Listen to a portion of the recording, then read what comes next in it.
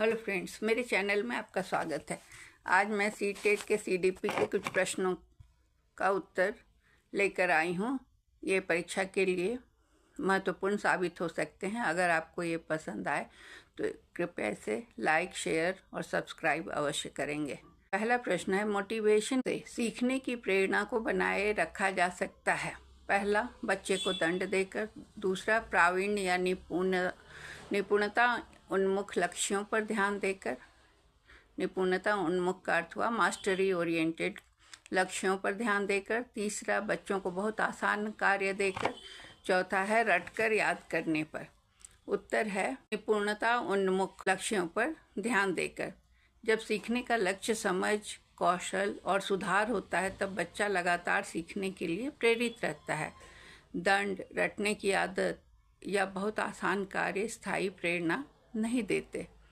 उदाहरण के लिए कि शिक्षक अगर कहे कि गलती से घबराओ नहीं, समझने की कोशिश करो, तो इससे बच्चा सीखता रहता है, उसे प्रेरणा मिलती है। अगला प्रश्न है, शर्म क्या है?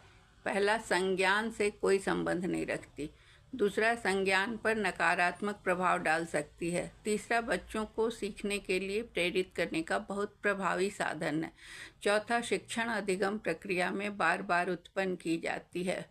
उत्तर है 2, संज्ञान पर नकारात्मक प्रभाव डाल सकती है। क्वेश्चन ऑप्शन 2, शर्म से डर, तनाव और आत्मविश्वास की कमी होती है। इससे सोचने और समझने तथा याद रखने की क्षमता कम हो जाती है। इसलिए गलत उत्तर पर बच्चे को डांटना सही नहीं है, क्योंकि बच्चा आगे प्रश्न पूछने से डरता है। अगला प्रश्न है, निम्नलिखित में से कौन सा शिक्षण अधिगम का सबसे प्रभावी तरीका है? पहला, विषय वस्तु को रटकर याद करना। दूसरा, अवधारणाओं के बीच संबंधों की खोज करना।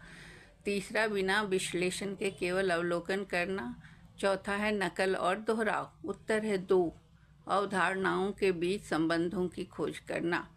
अवधारणाओं के बीच संबंध समझने से गहरी और स्थायी समझ विकसित होती है।